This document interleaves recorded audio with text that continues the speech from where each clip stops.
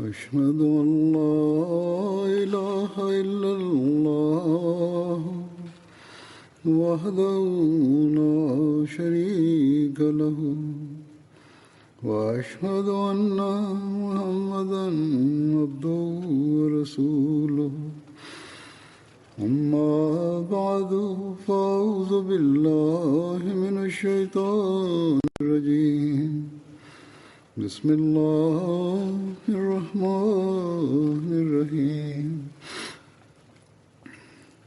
الحمد لله رب العالمين الرحمن الرحيم مالك يوم الدين إياك نعبد وإياك نستعين اهدنا الصراط المستقيم صراط الذين أنعمت عليهم غير المغضوب عليهم ولا الضالين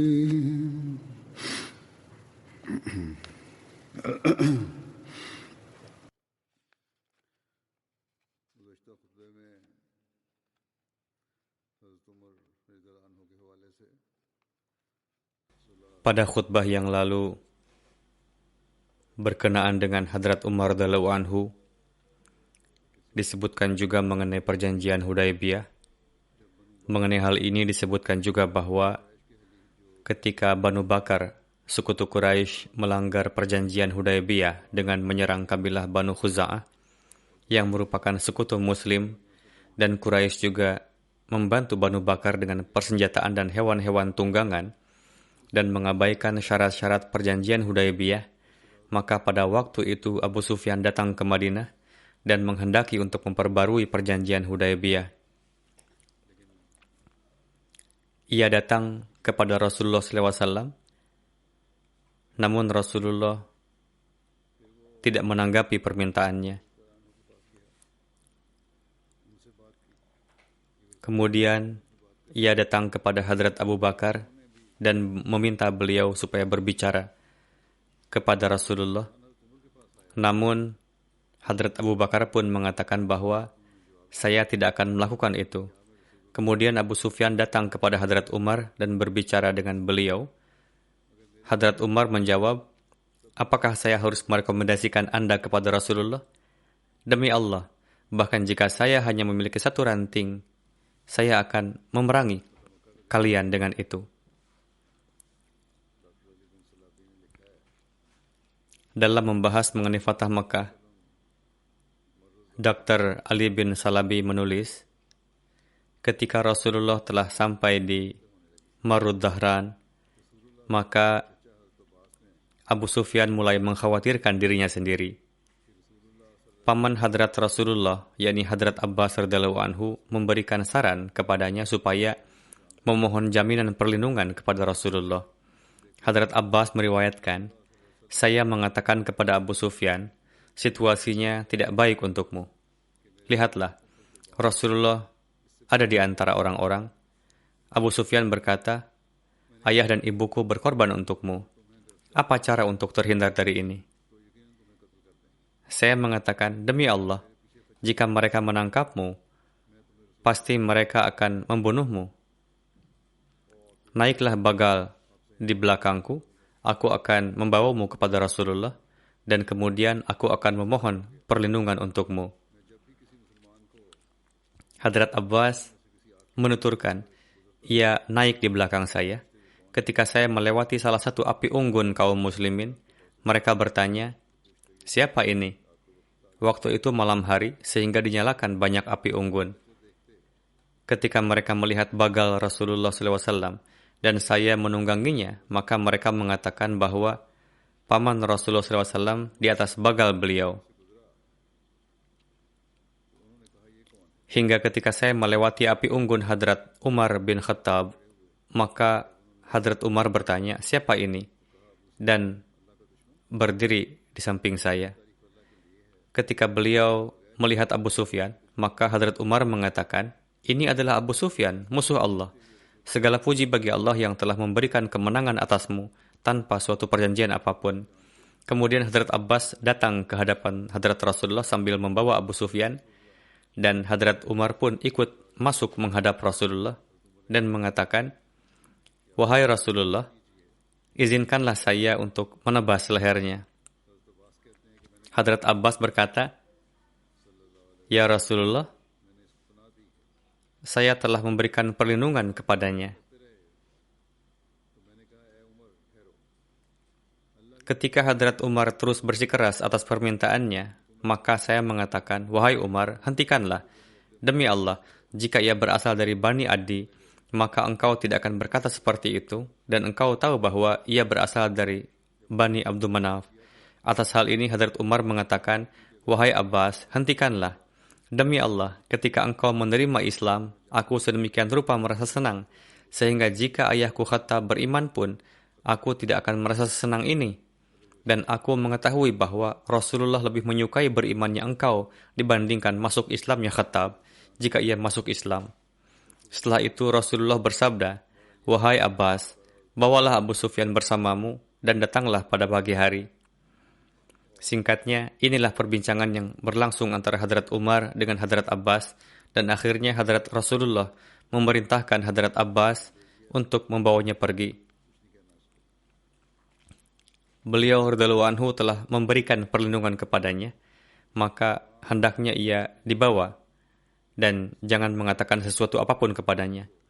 Diriwayatkan dari Abu Bakar bin Abdurrahman bahwa pada bulan Syaban 7 Hijriah, Rasulullah mengutus Hadrat Umar bersama 30 orang dalam satu ekspedisi ke satu cabang suku Hawazin di Turbah. Turbah adalah satu lembah yang berjarak 2 hari perjalanan dari Mekah, di mana Bani Hawazin tinggal. Ketika disebutkan 2 hari perjalanan, maka maksudnya adalah perjalanan zaman dahulu yang dilakukan dengan hewan tunggangan seperti kuda atau unta.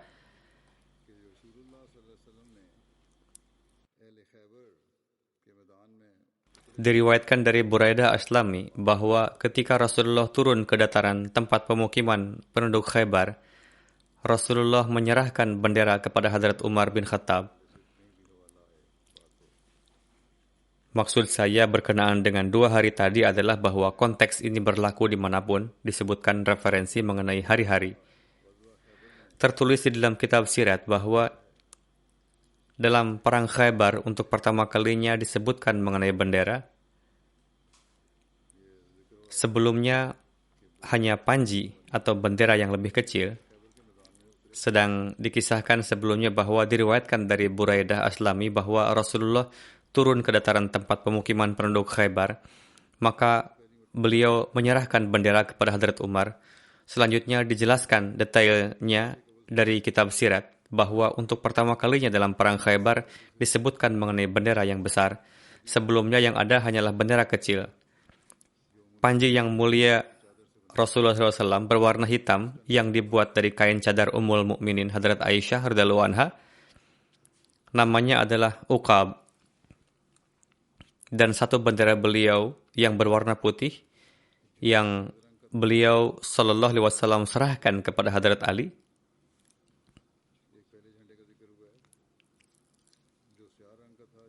Yang pertama adalah bendera berwarna hitam yang terbuat dari kain cadar Ummul Mukminin. Kemudian yang kedua adalah bendera berwarna putih yang Rasulullah serahkan kepada Hadrat Ali. Satu panji beliau berikan kepada Hadrat Hubab bin Munzir radhiyallahu anhu dan satu lagi kepada Hadrat Sa'ad bin Ubadah.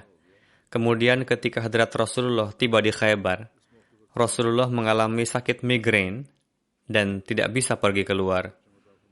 Pada kesempatan itu, pertama-tama Rasulullah menyerahkan panji beliau kepada Hadrat Abu Bakar. Kemudian Rasulullah menyerahkan panji tersebut kepada Hadrat Umar. Pada hari itu terjadi pertempuran yang sengit. Meskipun demikian, kaum muslimin tidak dapat menaklukkan benteng. Maka beliau SAW bersabda, "Besok aku akan memberikan bendera kepada seseorang yang dengan perantaraannya Allah Ta'ala akan memberikan kemenangan." Maka pada keesokan harinya Hadrat Rasulullah memberikan panji kepada Hadrat Ali.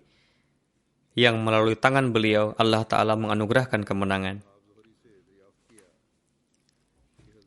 Ibnu Ishaq meriwayatkan bahwa saya bertanya kepada Ibnu Syihab Zuhri, dengan syarat apa Hadrat Rasulullah memberikan kebun-kebun kurma kepada orang-orang Yahudi? Zuhri menjawab, setelah pertempuran, Hadrat Rasulullah meraih kemenangan atas Khaybar, dan dari antara harta Khaybar yang Allah Ta'ala berikan kepada Hadrat Rasulullah, 1/5 adalah untuk Rasulullah, dan beliau memberikannya kepada orang-orang Islam. Ketika orang-orang Yahudi turun dari benteng mereka setelah pertempuran dan siap untuk diasingkan, Rasulullah memanggil mereka dan bersabda,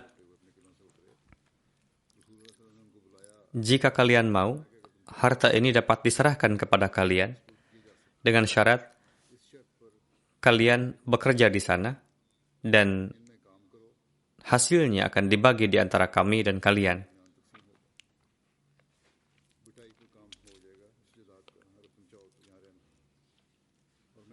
Pada lahan ini akan diberlakukan sistem bagi hasil jika kalian mau. Dan saya akan menempatkan kalian di mana Allah Ta'ala menempatkan kalian. Maka orang-orang Yahudi menerima syarat ini. Orang-orang Yahudi bekerja di lahan tersebut. Rasulullah biasa mengutus Hadrat Abdullah bin Rawaha untuk membagikan buah-buahan dari kebun-kebun ini dan bersikap adil dalam menimbang buah-buahan bagi orang-orang Yahudi. Tidak mengambil buah yang berkualitas baik untuk diri sendiri, melainkan dibagikan secara adil. Kemudian ketika Allah Ta'ala mewafatkan Rasulullah, maka Hadrat Abu Bakar pun sepeninggal Hadrat Rasulullah memperlakukan orang-orang Yahudi seperti halnya yang dilakukan oleh Rasulullah. Hadrat Umar pun di masa-masa awal kekhalifahannya tetap memperlakukan demikian. Kemudian Hadrat Umar mengetahui bahwa Rasulullah ketika sakit sebelum kewafatannya bersabda, dua agama tidak akan hidup berdampingan di Arab. Hadrat Umar melakukan penelitian atas hal ini, dan ketika ini terbukti, maka beliau menulis kepada orang-orang Yahudi Khaybar bahwa Allah Ta'ala memerintahkan mengenai pengasingan kalian. Saya telah menerima berita bahwa Rasulullah bersabda bahwa dua agama tidak akan hidup berdampingan di Arab. Alhasil, barang siapa di antara orang Yahudi yang memiliki suatu perjanjian dengan Rasulullah, maka datanglah kepada saya dengan membawanya supaya saya bisa melaksanakannya. Dan barang siapa yang tidak memiliki suatu perjanjian dengan Rasulullah, hendaknya ia bersiap untuk pengasingan. Jika terdapat perjanjian atau Rasulullah telah berjanji untuk memberi izin tinggal, maka baiklah saya akan memenuhinya. Namun jika tidak ada, maka kalian harus meninggalkan tempat ini. Maka Hadrat Umar mengasingkan mereka yang tidak memiliki perjanjian dengan Rasulullah. Hadrat Abdullah bin Umar meriwayatkan bahwa saya, Hadrat Zubair bin Awam, dan Hadrat Miqdad bin Aswad pergi untuk melihat harta kami di Khaybar, dan sesampainya di sana, kami berpencar menuju harta kami masing-masing. Saya diserang di malam hari ketika saya sedang tidur di tempat tidur saya. Sendi lengan saya bergeser dari siku saya. Ketika pagi tiba, kedua teman saya datang menghampiri saya dengan berteriak dan keduanya bertanya, siapa yang telah melakukan ini kepadamu? Saya menjawab, saya tidak tahu. Beliau menuturkan, keduanya membetulkan lengan saya, kemudian membawa saya kepada Hadrat Umar. Hadrat Umar berkata, ini adalah perbuatan orang-orang Yahudi. Kemudian Hadrat Umar berdiri untuk berpidato di hadapan orang-orang dan bersabda, hai manusia, Rasulullah telah memperlakukan orang-orang Yahudi Khaybar dengan syarat bahwa kita akan mengusir mereka kapanpun kita mau. Sekarang orang Yahudi telah menyerang Hadrat Abdullah bin Umar dan telah melepaskan sendi lengannya. Sebagaimana berita yang telah sampai kepada kalian, sebelumnya pun mereka telah melakukan serangan kepada kaum Ansor. Kita tidak ragu bahwa mereka juga adalah kawannya. Di sana tidak ada musuh kita selain mereka. Jadi siapapun yang memiliki harta di Khaybar harus menjaganya karena saya akan mengusir orang-orang Yahudi. Lalu beliau radhiyallahu anhu mengusir mereka. Abdullah bin Muqnif meriwayatkan bahwa ketika Hadrat Umar mengusir orang Yahudi dari Khaybar, beliau sendiri berkuda bersama dengan Ansar dan Muhajirin dan Hadrat Jabbar bin Sakhr serta Hadrat Yazid bin Thabit radhiyallahu anhu pun pergi menyertai beliau. Hadrat Jabbar menimbang buah-buahan untuk penduduk Madinah dan menghitungnya. Keduanya membagikan kepada para penduduk Khaybar sesuai dengan pembagian sebelumnya. Ketika terjadi peristiwa Hadrat Hatib radhiyallahu anhu menitipkan surat secara sembunyi-sembunyi kepada seorang wanita yang akan berangkat ke Mekah untuk memberi kabar kepada orang-orang musyrik Mekah mengenai beberapa niatan Hadrat Rasulullah, dan Hadrat Rasulullah mengetahuinya dari Allah Ta'ala, dan Rasulullah mengutus Hadrat Ali. Wanita tersebut ditangkap di jalan. Setelah itu ketika Hadrat Rasulullah bertanya kepada Hatib, maka beliau radhiyallahu anhu mengemukakan alasannya dan menyampaikan mengenai keimanannya bahwa saya tidak tergelincir dari keimanan saya, bahkan saya sepenuhnya beriman. Hadrat Hatib radhiyallahu anhu berusaha meyakinkan, maka Hadrat Rasulullah menerimanya. Namun Hadrat Umar berkata, "Wahai Rasulullah, izinkan saya untuk memenggal leher orang munafik ini." Rasulullah bersabda, "Lihatlah, ia ikut serta dalam perang Badar, dan Allah Ta'ala telah dengan diam-diam menyaksikan mereka yang ikut serta dalam perang Badar, dan berfirman, apapun yang kalian inginkan, lakukanlah. Aku telah menutupi dosa-dosa kalian dan mengampuni kalian."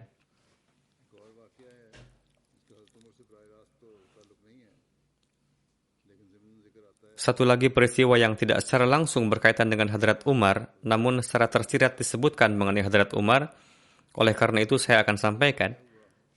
Hadrat Abu Qatadah radhiyallahu anhu meriwayatkan bahwa ketika terjadi peristiwa Hunain, saya melihat salah seorang di antara kaum muslimin bertempur dengan seorang musyrik, dan ada seorang musyrik yang dengan curang secara diam-diam ingin menyerangnya dari belakang untuk membunuhnya. Melihat itu, saya bergegas menuju orang yang secara curang ingin merenggut seorang muslim tadi. Ia mengangkat tangannya untuk menebas saya, dan saya menebas tangannya hingga putus. Setelah itu, ia meraih saya dan merangkul saya dengan erat, sehingga saya tidak berdaya. Kemudian ia melepaskan saya. Ia menjadi lemah, dan saya mengecohnya dan membunuhnya. Ketika itu, umat Islam mengalami kekalahan dan melarikan diri. Saya pun ikut melarikan diri bersama mereka. Kemudian apa yang saya lihat adalah Hadrat Umar bin Khattab bersama orang-orang. Saya bertanya kepada beliau, apa yang terjadi dengan orang-orang yang melarikan diri? Hadrat Umar menjawab, ini sudah menjadi kehendak Allah Ta'ala. Kemudian orang-orang kembali menghampiri Rasulullah. Rasulullah bersabda, barang siapa yang membuktikan mengenai seseorang yang terbunuh, bahwa ia yang telah membunuhnya, maka harta orang yang terbunuh itu akan menjadi milik orang yang membunuhnya. Saya bangkit untuk mencari saksi mengenai orang yang saya bunuh, namun tidak mendapati seorang pun yang menyaksikan saya. Lalu saya duduk. Kemudian saya berpikir, dan saya menceritakan peristiwa orang yang terbunuh itu kepada Rasulullah. Salah seorang yang duduk bersama beliau mengatakan, senjata orang yang terbunuh yang beliau ceritakan itu ada pada saya. Alih-alih senjata ini, mintalah supaya beliau merelakan harta ini untuk saya. Hadrat Abu Bakar berkata, sekali-kali tidak bisa seperti itu. Rasulullah tidak akan memberikan harta kepada seorang Quraisy biasa dan meninggalkan salah satu di antara singa-singa Allah yang berperang untuk Allah dan Rasulnya Sallallahu Alaihi Wasallam. Hadrat Abu Qatadah meriwayatkan bahwa Hadrat Rasulullah kemudian bangkit. Rasulullah memberikan kepada saya harta tersebut. Dengan itu saya membeli sebidang kebun kurma, dan ini adalah harta pertama yang saya peroleh dalam Islam.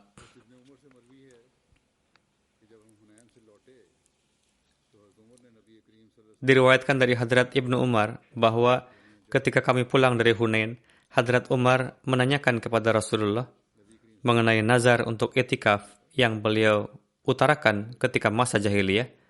Kemudian Rasulullah memerintahkan untuk memenuhi nazar tersebut, yakni meskipun itu diutarakan di masa jahiliyah, tetap harus dipenuhi. Adalah penting untuk memenuhi persyaratan apapun yang masih dalam ruang lingkup ajaran Islam. Terdapat persyaratan itu juga menyertai mengenai peran Hadrat Umar di Perang Tabuk ketika Rasulullah pada kesempatan itu secara khusus menyeru untuk mengumpulkan canda. Hadrat Umar menjelaskan satu peristiwa tentang diri beliau. Satu hari Rasulullah SAW menganjurkan kepada kami untuk bersedekah. Saat itu saya memiliki kekayaan. Saya berkata, jika bisa, maka saat ini saya akan melampaui Hadrat Abu Bakar. Maka dari itu saya memberikan setengah harta kekayaan saya. Lalu Rasulullah bersabda, apa yang engkau sisakan untuk keluargamu? Saya berkata, saya menyisakan sebanyak yang saya bawa ini. Sementara itu Hadrat Abu Bakar pun datang memberikan seluruh harta yang beliau miliki.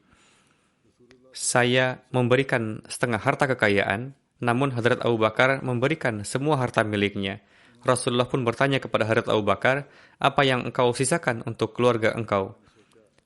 Beliau menjawab, saya hanya meninggalkan bagi mereka Allah dan Rasulnya. Hadrat Umar berkata, saya berpikir bahwa kini saya tidak akan dapat melampaui Hadrat Abu Bakar dalam hal apapun. Tentang peristiwa ini, Hadrat Muslim Maud menjelaskan, pada kesempatan salah satu jihad, Hadrat Umar radhiyallahu anhu bersabda, saya berpikir bahwa Hadrat Abu Bakar senantiasa melampaui saya, namun hari ini saya akan melampauinya. Setelah berpikir demikian, saya pulang ke rumah lalu membawa dan mempersembahkan setengah dari harta kekayaan saya ke hadapan Rasulullah sallallahu alaihi wasallam. Masa itu adalah masa yang sangat sulit bagi Islam, tetapi Hadrat Abu Bakar membawa seluruh harta beliau dan mempersembahkannya ke hadapan Rasulullah. Rasulullah bertanya, Abu Bakar, apa yang engkau sisakan untuk keluargamu? Beliau menjawab, Allah dan Rasulnya. Hadrat Umar bersabda, mendengar ini, saya sangat tertunduk seraya berpikir bahwa meskipun saya sekuat tenaga kini ingin melampaui Abu Bakar, namun saat ini pun Abu Bakar telah melampaui saya. Itu adalah satu masa tatkala orang-orang Islam mengorbankan jiwa mereka demi agama ilahi, layaknya hewan kurban.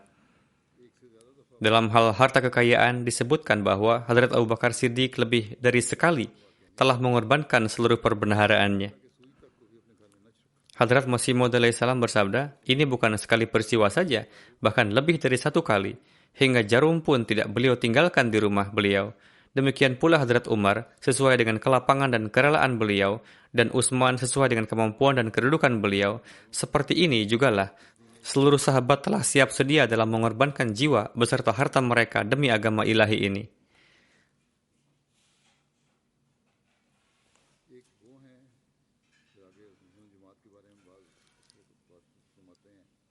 Selanjutnya di sini Hadrat Masih Maud alaihissalam menyampaikan beberapa hal terkait jemaat, yaitu ada orang yang baiat dan berikrar akan mendahulukan agama dari dunia.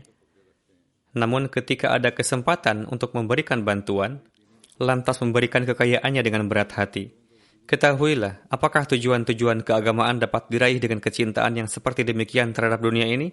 Dan apakah orang-orang seperti demikian dapat memberikan manfaat dalam keagamaan? Tidak, sama sekali tidak. Allah Ta'ala berfirman, "Lan tanalul birra hatta tunfiku mimma tuhibbun." Yakni, engkau tidak akan dapat meraih kebaikan selama engkau belum membelanjakan apa saja yang paling engkau cintai di jalan Allah Ta'ala. Tatkala Rasulullah wafat, bagaimanakah sikap Hadrat Umar saat itu? Diriwayatkan dari Hadrat Ibnu Abbas,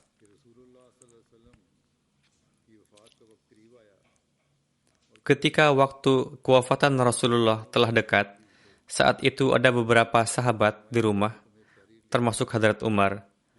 Rasulullah bersabda, kemarilah, saya akan menuliskan sesuatu untuk engkau sekalian, yang setelahnya kalian tidak akan tersesat. Ini adalah peristiwa di hari-hari akhir sakit beliau.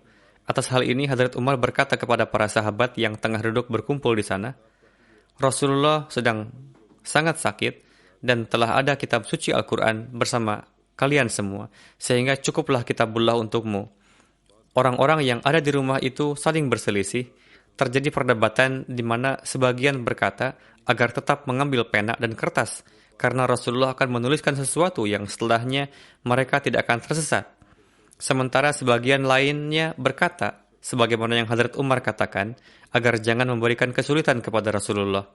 Lalu tatkala mereka telah banyak saling berujar di dekat Rasulullah, yakni mereka telah saling berselisih dan mulai berdebat, maka Rasulullah bersabda, "Beranjaklah dari sini." Rincian ini terdapat di riwayat Muslim dan tertera juga di Bukhari. Di sana tertulis bahwa diriwayatkan dari Ubaidillah bin Abdullah bahwa ia meriwayatkan dari Hadrat Ibnu Abbas bahwa beliau berkata, tatkala Rasulullah telah sangat jatuh sakit, Rasulullah bersabda, "Berikan alat tulis kepadaku supaya aku akan menuliskan sesuatu untuk kalian yang setelahnya kalian tidak akan lupa." Hadrat Umar berkata, penyakit telah sangat menyerang Rasulullah. Saat itu Hadrat Umar berkata kepada yang ada di sana, "Dan kita telah memiliki kitab Allah, yakni Al-Quran Karim, yang adalah cukup bagi kita, sehingga tidaklah perlu menyusahkan Rasulullah." Atas hal ini, mereka saling berselisih dan menjadi sangat riuh. Beliau SAW bersabda, "Bangkitlah dan beranjaklah dari sini. Hendaknya janganlah berselisih di dekatku." Atas hal ini, Hadrat Ibnu Abbas pun keluar, dan beliau kerap berkata, "Sungguh sangat merugikan, karena Rasulullah telah dilarang untuk menulis." Dalam menjelaskan ini, Hadrat Sayyid Zainal Abidin Waliullah Shah Sahib menulis, saya akan sedikit menjelaskan tentang bagian ini. La tadillu ba'dahu. Dari bunyi hadis ini telah jelas bahwa hingga akhir hayatnya pun Rasulullah sangat memikirkan hal ini hingga bersabda, la tadillu ba'dahu, yaitu supaya janganlah engkau lupa setelahnya. Oleh karena itu, aku akan menulis sesuatu untuk kalian. Dalal pun bermakna lupa, yaitu juga berarti lupa dan menjadi hilang arah. Lalu ghalabahul wajah, yang berarti penyakit telah sangat melemahkan beliau, dan jangan sampai kesulitan beliau bertambah. Ini adalah kalimat yang disabdakan oleh Hadrat Umar. Tentang kewafatan Rasulullah, Syah Sahib menulis, tentang kewafatan beliau sama sekali tidaklah terlintas dalam diri Hadrat Umar. Hadrat Umar bersabda, "Indana kitabullah hasbuna." Ketika Hadrat Umar menyampaikan ini, beliau bersabda demikian karena Allah Ta'ala berfirman, "Ma farratna fil kitabi min syai'in."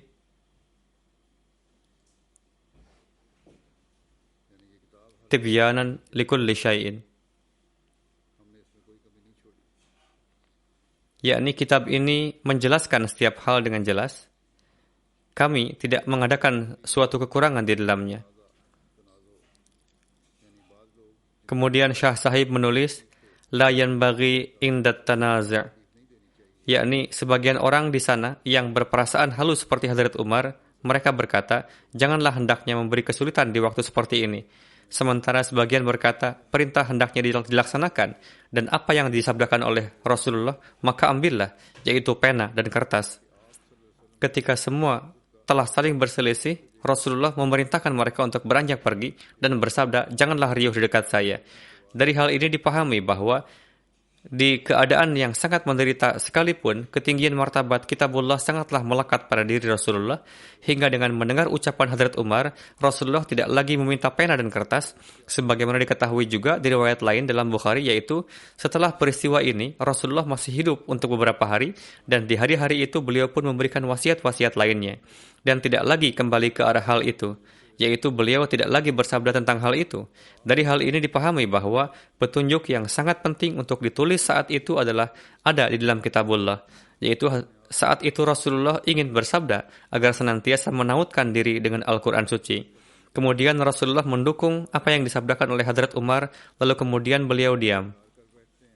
Ini adalah adab yang tidaklah dihiraukan oleh mereka yang menamakan dirinya ulama. Syah Sahib lalu menulis, inilah adab Rasulullah, di mana mereka yang menamakan dirinya ulama tidaklah menghiraukannya. Pendapat tertentu yang mereka yakini lantas mereka anggap seumpama wahyu ilahi. Lalu Syah Sahib menulis, kita hendaknya jangan pernah melupakan contoh suci ini, yang adalah contoh suci Rasulullah, yaitu di hadapan kitabullah, semua hal ini tidaklah berarti apa-apa. Urwah bin Zubair meriwayatkan dari istri suci Rasulullah, Hadrat Aisyah, bahwa ketika Rasulullah wafat, saat itu Hadrat Abu Bakar ada di Suna. Suna adalah tempat yang berjarak 2 mil dari Madinah. Ismail yang saat itu tengah ada di perbatasan kota berkata,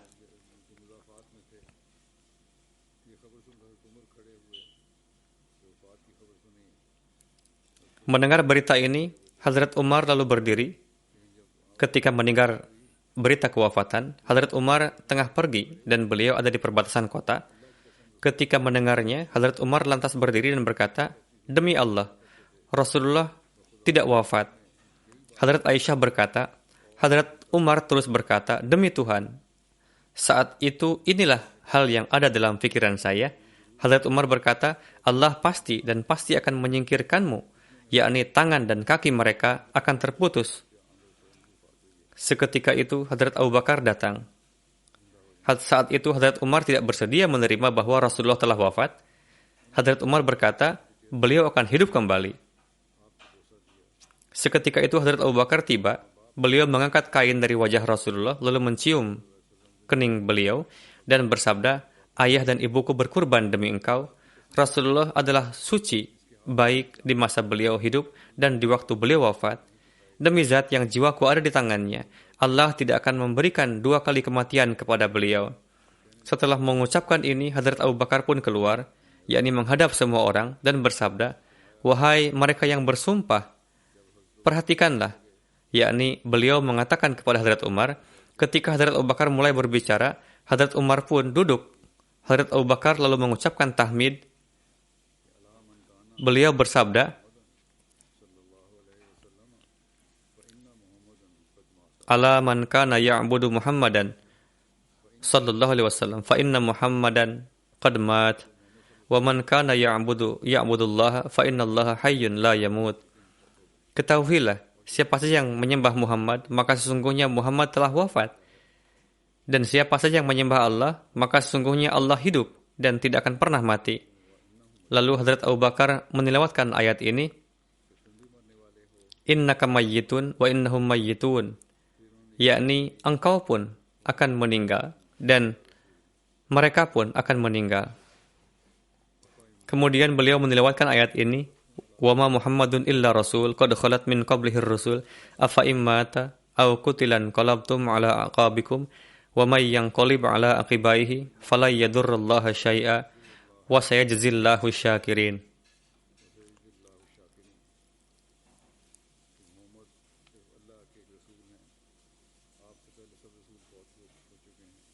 Dan Muhammad tidak lain hanyalah seorang rasul. Sungguh telah berlalu rasul-rasul sebelum beliau. Apakah jika ia mati atau terbunuh, kamu akan berbalik atas tumitmu? Dan barang siapa berbalik atas tumitnya, maka ia tidak akan memudaratkan Allah sedikit pun. Dan Allah pasti akan memberi ganjaran kepada orang-orang yang bersyukur. Sulaiman berkata, setelah mendengar ini, orang-orang pun sedemikian rupa menangis hingga terseduh-seduh.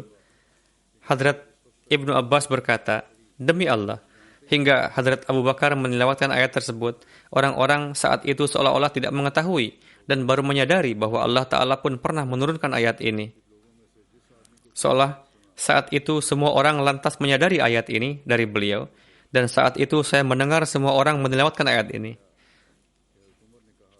Zuhri berkata, Sa'id bin Musayyib berkata kepada saya bahwa Hadrat Umar bersabda, demi Allah, ketika saya mendengar Abu Bakar menilawatkan ayat ini, seketika itu saya sedemikian gemetar dan sangat takut hingga kaki saya menjadi lemas dan saya pun terjatuh.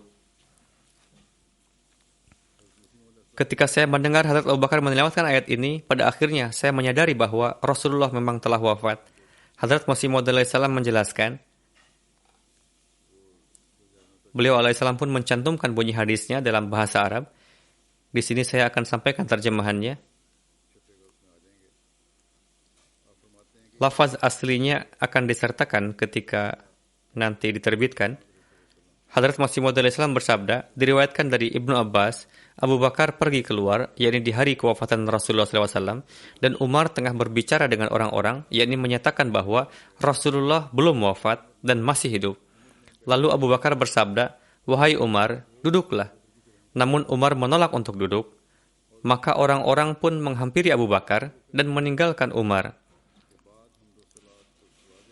Lalu Abu Bakar bersabda, Setelah mengucapkan tahmid dan salawat, jelaslah bahwa siapa saja di antara kalian yang menyembah Muhammad, ketahuilah bahwa Muhammad telah wafat, dan siapa saja di antaramu yang menyembah Tuhan, maka Tuhan adalah hidup dan tidak akan pernah mati. Dan dalil kewafatan Rasulullah adalah Tuhan telah berfirman bahwa Muhammad hanyalah seorang Rasul dan telah berlalu semua Rasul sebelum beliau di dunia ini, yakni mereka telah wafat. Dan Hadrat Abu Bakar menilawatkan ayat ini hingga asy-syakirin. Lalu Hadrat Masih Maud alaihissalam menulis, perawi berkata, demi Allah, saat itu semua orang seolah tak mengetahui dan baru menyadari bahwa Allah pun pernah menurunkan ayat ini. Dengan Abu Bakar menilawatkan ayat ini, mereka semua akhirnya mengetahui. Alhasil, seluruh sahabat menyadari ayat ini dari Abu Bakar dan tidak ada satupun sahabat atau lainnya yang sama sekali tidak mengetahuinya. Lalu Umar berkata, demi Tuhan, saya hanyalah mendengar ayat ini dari Abu Bakar. Dan tatkala beliau menilawatkannya, ketika mendengarnya, saya sedemikian rupa bersedih dan terluka, hingga kaki saya pun tak sanggup lagi menopang diri saya. Dan saat itu saya pun terjatuh. Yaitu seketika saat saya mendengarkan ayat ini ditilawatkan dan mendengarkan bahwa Rasulullah telah wafat. Hadrat Masih Maud Islam bersabda, di sini ada satu ungkapan dari Syarah Bukhari karya Kastalani bahwa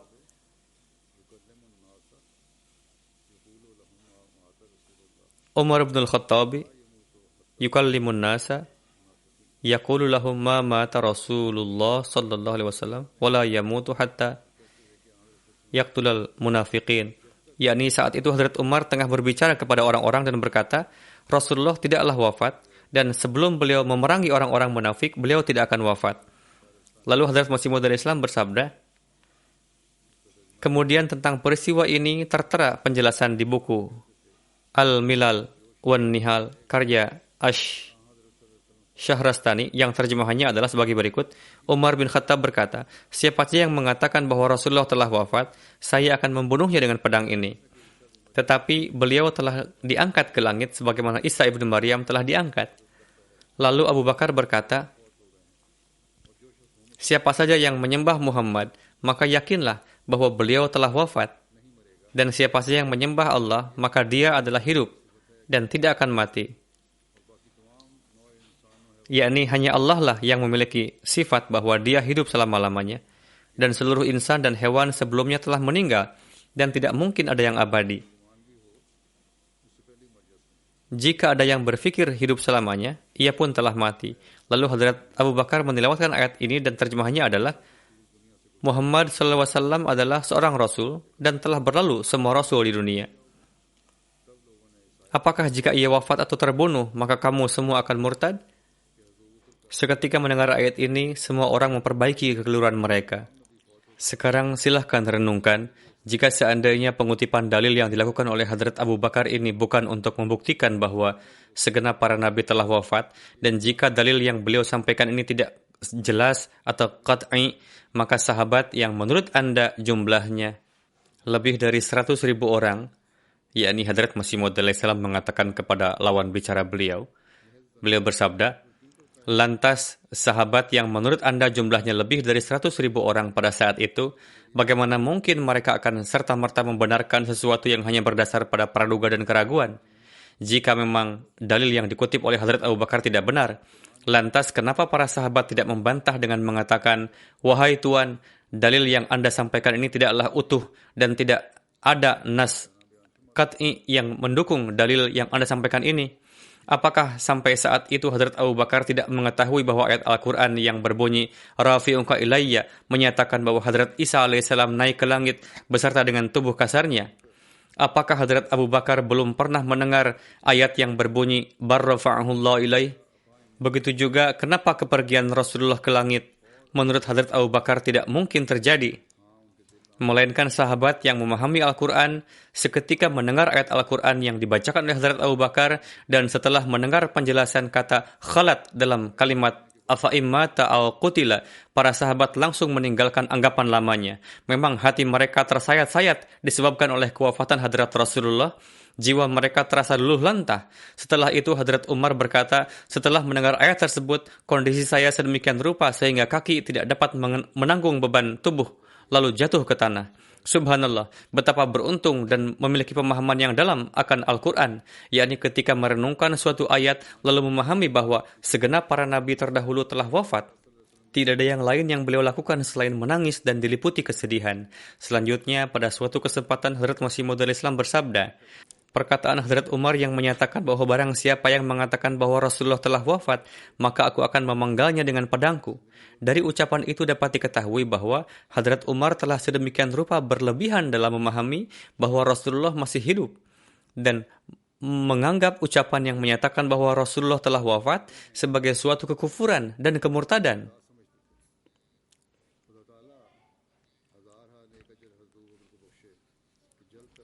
Semoga Allah Ta'ala menganugerahkan ribuan ganjaran atas Hadrat Abu Bakar, yang mana beliau segera mengatasi hal itu, lalu menjelaskan dengan menyampaikan dalil yang jelas bahwa segenap para nabi terdahulu telah wafat.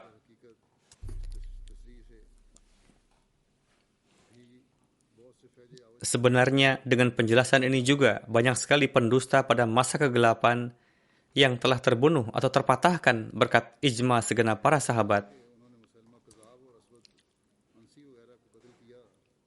Dan sebagaimana mereka telah membunuh Musailamah Al-Kadzab dan Aswad Ansi, yakni pendawa palsu kenabian dan lain-lain, sebenarnya dengan penjelasan ini juga banyak sekali pendusta pada masa kegelapan yang telah terbunuh atau terpatahkan berkat ijma segenap para sahabat, yakni sebagaimana para pendusta itu telah dibunuh, begitu juga pandangan keliru berkenaan dengan hal itu telah terbantahkan. Dengan kata lain, bukan 4 yang telah dibunuh, melainkan 5. Selanjutnya beliau alaihissalam bersabda, "Ya Tuhan, limpahkanlah jutaan rahmat kepada jiwa beliau," yakni Hadrat Abu Bakar radhiyallahu anhu. Jika seandainya kata khalat di sini diartikan bahwa sebagian nabi ada yang masih hidup di langit, maka kalau begitu Hadrat Umar berada di pihak yang benar dan ayat tersebut tidak akan merugikan beliau, melainkan mendukung. Namun kalimat selanjutnya dari ayat tersebut yang memperjelas, yakni afa imma ta'au qutila, yang dijadikan dalil oleh Hadrat Abu Bakar bahwa mengartikan ayat itu bahwa semua para nabi terdahulu telah berlalu, apakah berlalu karena mati ataupun hidup, itu merupakan tipuan, tahrif, dan suatu kedustaan besar yang bertentangan dengan kehendak Allah Ta'ala. Adapun orang yang melakukan kebohongan secara sengaja yang tidak takut dengan hari penghisaban, bahkan memberikan makna yang berlawanan dengan penjelasan Tuhan, tidak diragukan lagi bahwa orang seperti itu akan mendapatkan laknat selama-lamanya. Namun Hadrat Umar radhiyallahu anhu sampai saat itu masih belum memahami ayat itu. Begitupun para sahabat lainnya terjerumus dalam kesalahfahaman itu dan terperangkap dalam kelupaan yang sifatnya manusiawi. Yang ada di benak mereka adalah ada beberapa nabi yang sampai saat itu masih hidup dan akan turun lagi ke dunia ini. Lantas kenapa Rasulullah tidak seperti nabi-nabi tersebut? Namun Hadrat Abu Bakar membacakan keseluruhan ayat afa imma ta'au qutila dan meyakinkan di dalam hati para sahabat bahwa kata khalat memiliki 2 jenis makna, yakni kematian alami atau wajar dan kematian karena terbunuh. Setelah itu, para penentang mengakui kekeliruan mereka dan segenap para sahabat sepakat dengan makna ayat tersebut bahwa para nabi terdahulu kesemuanya telah wafat. Kalimat afa imma ta'au qutila telah memberikan pengaruh yang sangat besar sehingga mereka semua memperbaiki pemahaman yang keliru. Falhamdulillah ala dzalik. Dalam buku Tuhfah Ghaznawiyah, beliau alaihissalam bersabda, kesaksian segenap para sahabat ketika wafatnya Rasulullah adalah semua nabi telah wafat. Pada awalnya, Hadrat Umar mengatakan berkenaan dengan Rasulullah bahwa beliau belum wafat. Hadrat Umar mengatakan itu sambil mengangkat pedang. Namun Hadrat Abu Bakar Siddiq berdiri lalu menyampaikan pidato, "Ma Muhammadun illa Rasul, qad khalat min qablihir rusul." Suasana pada saat itu yang mencekam bagaikan kiamat ketika wafatnya Rasulullah SAW dan semua sahabat telah berkumpul hingga Laskar Usamah pun tidak jadi berangkat. Untuk merespon perkataan Hadrat Umar, Hadrat Abu Bakar berkata dengan suara lantang bahwa Muhammad sallallahu alaihi wasallam telah wafat dengan mengutip dalil ma Muhammadun illa Rasul. Jika seandainya para sahabat beranggapan bahwa Nabi Isa masih hidup, maka pasti mereka akan membantahnya. Namun para sahabat terdiam. Setelah itu, orang-orang membaca ayat tersebut bahkan di pasar-pasar, seakan-akan ayat itu baru turun pada hari itu. Na'udzubillah, para sahabat tidaklah munafik dengan bersikap diam karena segan kepada Hadrat Abu Bakar dan tidak membantahnya. Bukan itu masalahnya. Masalahnya seperti yang dijelaskan oleh Hadrat Abu Bakar. Untuk itu, semua sahabat menundukkan kepala dan sepakat. Inilah ijma para sahabat. Sebelumnya Hadrat Umar pun beranggapan bahwa Rasulullah belum wafat dan akan datang lagi. Jika seandainya pengambilan dalil yang beliau lakukan tidak sempurna, adapun dapat dikatakan sempurna jika di dalamnya tidak ada pengecualian apapun. Karena jika Hadrat Isa hidup di langit, berarti beliau akan turun lagi ke bumi, dan dengan begitu alih-alih menjadi dalil, justru malah menjadi olok-olokan. Jika memang demikian, Hadrat Umar sendiri pasti akan membantahnya. Hadrat Masih Maud Islam berkali-kali menjelaskan peristiwa yang saya sampaikan barusan dalam berbagai kesempatan. Untuk itu, orang-orang yang beranggapan bahwa Nabi Isa masih hidup di langit, hendaknya mengeluarkan pemikiran tersebut dari benak mereka, karena tidak ada manusia yang naik ke langit hidup-hidup. Tidak juga dapat melakukannya. Dengan demikian, Hadrat Isa alaihissalam telah wafat. Hadrat Ibnu Abbas meriwayatkan,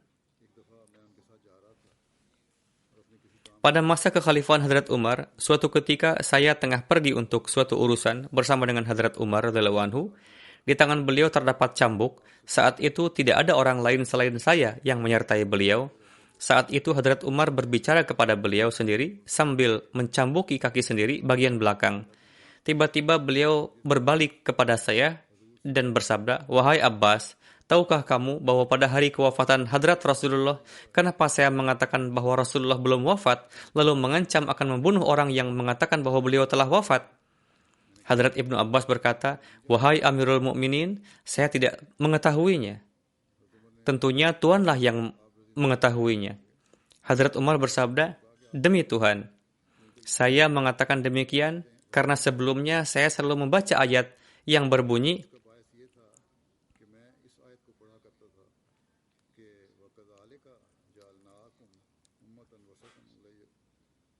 وَكَذَلِكَ جَعَلْنَاكُمْ أُمَّةً وَسَطًا لِتَكُونُوا شُهَدَاءَ عَلَى النَّاسِ وَيَكُونَ الرَّسُولُ عَلَيْكُمْ شَهِيدًا." Dan demikianlah kami menjadikan kamu satu umat yang mulia, supaya kamu menjadi penjaga manusia, dan supaya Rasul itu menjadi penjaga kamu. Demi Tuhan, saya beranggapan bahwa Rasulullah akan hidup di tengah-tengah umat, dan menjadi saksi atas amalan-amalan umatnya.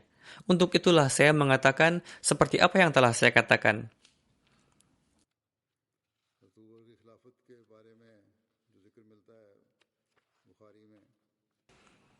Berkenaan dengan masa kekhalifahan Hadrat Abu Bakar, keterangan yang diperoleh dalam Bukhari dan sebelum ini pun pernah disampaikan, namun akan saya sampaikan lagi. Kaum Ansar berkumpul di rumah Hadrat Sa'ad bin Ubadah. Mereka berkata, hendaknya ditetapkan satu amir dari antara kita dan satu lagi dari antara kalian, yakni Muhajirin. Lalu Hadrat Abu Bakar, Hadrat Umar, dan Hadrat Abu Ubaidah bin Jarrah pergi menemui mereka. Hadrat Umar mulai menyampaikan pidato, namun Hadrat Abu Bakar menghentikannya. Hadrat Umar meriwayatkan, saya ingin berbicara pada saat itu hanya semata-mata karena saya telah mempersiapkan satu pidato yang sangat saya sukai, dan saya khawatir jangan sampai Hadrat Abu Bakar tidak mampu mengutarakan poin tersebut. Namun ketika Hadrat Abu Bakar berpidato, beliau menyampaikan pidato yang luar biasa dan fasih, yang mana paling unggul di antara seluruh pidato.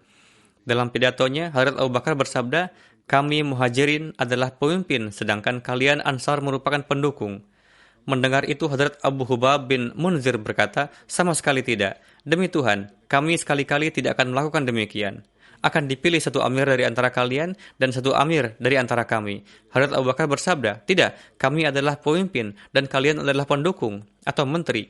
Karena dari sisi keturunan, bangsa Quraisy adalah bangsa Arab yang lebih luhur dan lebih lama daripada kalian." Lalu Hadrat Abu Bakar mengusulkan dua nama, yakni Hadrat Umar dan Hadrat Abu Ubaidah bin Jarrah. Hadrat Umar berkata, "Tidak, kamilah yang akan baiat kepada Anda." karena Anda adalah pemimpin kami, dan Anda adalah yang terbaik di antara kami, dan Anda adalah yang paling dicintai oleh Rasulullah. Setelah mengatakan demikian, Hadrat Umar memegang tangan Hadrat Abu Bakar, lalu baiat di tangan Hadrat Abu Bakar, setelah itu diikuti oleh yang lainnya untuk baiat. Ketika Hadrat Umar baiat di tangan Hadrat Abu Bakar dan berkata, ambillah baiat kami. Bersamaan dengan itu, Hadrat Umar pun baiat di tangan Hadrat Abu Bakar dan berkata, wahai Abu Bakar, Rasulullah telah memerintahkan Anda untuk memimpin salat. Untuk itu, Andalah khalifah Allah. Kami baiat kepada Anda karena Anda lebih dicintai oleh Rasulullah lebih dari kami.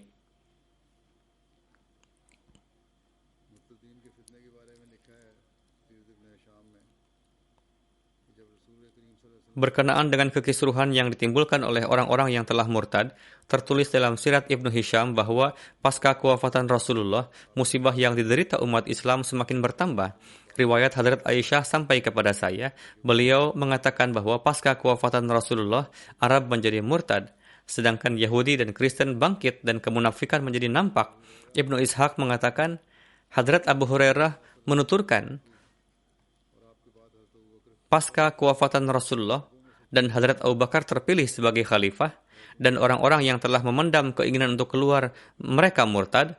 Dalam keadaan demikian, Hadrat Umar berkata kepada Hadrat Abu Bakar, bagaimana Anda akan menghadapi orang-orang padahal Rasulullah pernah bersabda, telah diperintahkan padaku untuk berperang melawan mereka hingga mereka mengikrarkan La ilaha illallah, yakni tidak akan berperang melawan orang-orang yang menyatakan La ilaha illallah. Barang siapa yang mengikrarkan la ilaha illallah, ia akan menyelamatkan harta dan jiwanya dariku, kecuali atas dasar kebenaran dan penghisabannya. Tanggung jawab Allah Ta'ala. Hadrat Abu Bakar berkata, demi Tuhan, barang siapa yang membedakan di antara salat dan zakat, aku akan berperang melawannya. Karena zakat merupakan hak harta. Demi Tuhan, jika seandainya mereka menolak untuk memberikan tali pengikat lutut yang biasa mereka berikan kepada Rasulullah, maka saya akan berperang melawan mereka karena hal itu. Hadrat Umar bin Khattab mengatakan, demi Allah, saya melihat Allah Ta'ala telah membuka dada Abu Bakar untuk berperang. Sehingga saya faham bahwa ini semata-mata merupakan kebenaran. Pada saat keberangkatan Laskar Hadrat Usama bin Zaid, Hadrat Abu Bakar memberikan beberapa petunjuk kepada Hadrat Usama. Saat itu Hadrat Usama mengendarai kendaraan, sedangkan Hadrat Abu Bakar menyertai sambil berjalan kaki. Hadrat Usama memohon, silahkan Tuan menaiki kendaraan. Jika tidak, saya juga akan turun. Hadrat Abu Bakar bersabda, kamu jangan turun. Demi Tuhan, saya tidak akan naik kendaraan. Memangnya kenapa? Tidak bolehkah saya mengotori kaki saya dengan debu di jalan Allah untuk beberapa saat? Karena balasan bagi setiap langkah seorang pejuang akan tertulis 10 kebaikan, dan bersamaan dengan itu akan mendapatkan ketinggian 700 derajat, dan dimaafkannya 700 kesalahan. Setelah memberikan instruksi, Hadrat Abu Bakar bersabda kepada Hadrat Usama, jika kamu setuju, bantulah saya melalui Umar, yakni Hadrat Abu Bakar meminta izin kepada Usama agar Umar menyertainya. Karena Rasulullah telah mengikut sertakan Hadrat Umar dalam laskar ini, Hadrat Usama mengizinkan hal itu. Pada masa kekhalifahan Hadrat Abu Bakar, 70 hafiz Al-Quran syahid pada perang Yamamah.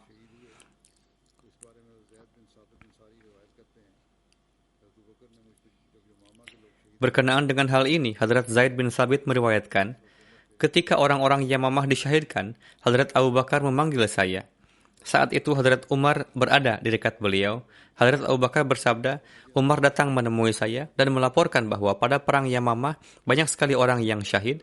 Untuk itu saya khawatir jangan sampai dalam peperangan lain pun para qari atau ahli Quran terbunuh. Sehingga banyak sekali bagian Al-Quran yang akan hilang. Kecuali kalian mengumpulkan naskah Al-Quran pada satu tempat. Saya mengusulkan agar Tuan mengumpulkan seluruh naskah Al-Quran pada satu tempat. Hadrat Abu Bakar bersabda, saya bagaimana mungkin mengatakan sesuatu yang tidak pernah dikatakan oleh Rasulullah. Umar berkata, demi Tuhan, apa yang Anda lakukan ini adalah amalan yang baik. Umar berkali-kali mengatakan demikian kepada saya, hingga akhirnya Allah Ta'ala membuka dada saya untuk mengamalkannya.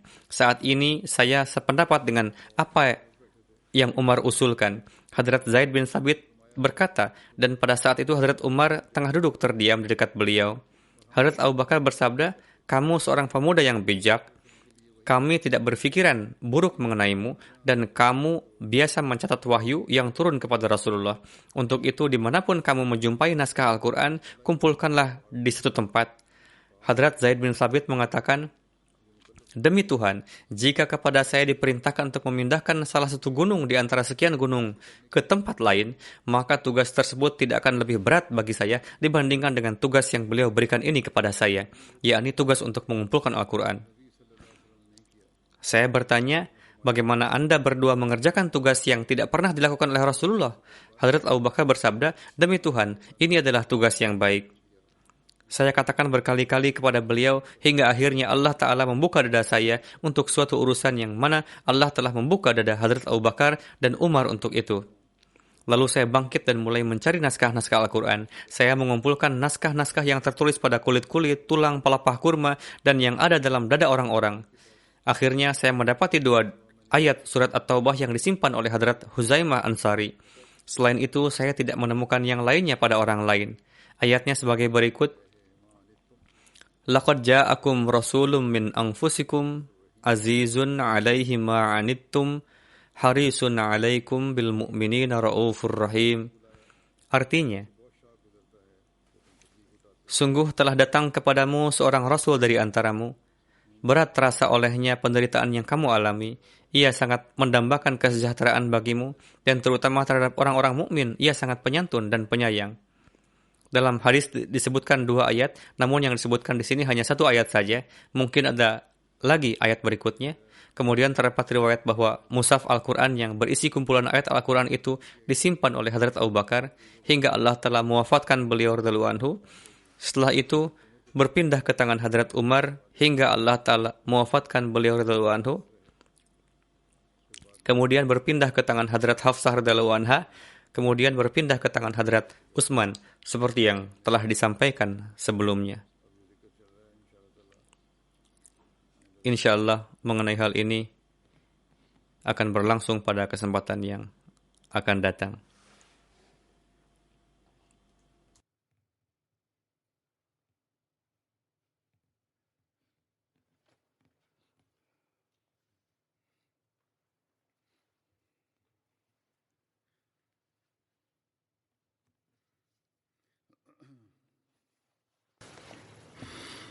الحمد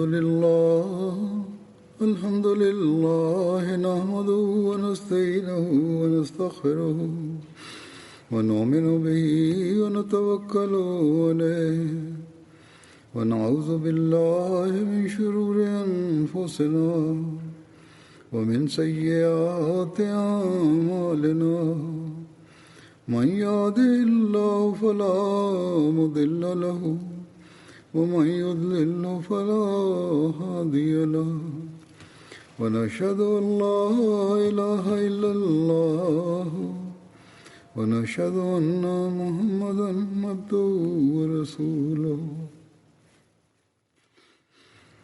عباد الله رحمكم الله إن الله يأمر بالعدل والإحسان وإيتاء ذي القربى وينهى عن الفحشاء والمنكر والبغي يعظكم لعلكم تذكرون اذكروا الله يذكركم وادعوه يستجب لكم ولذكر الله أكبر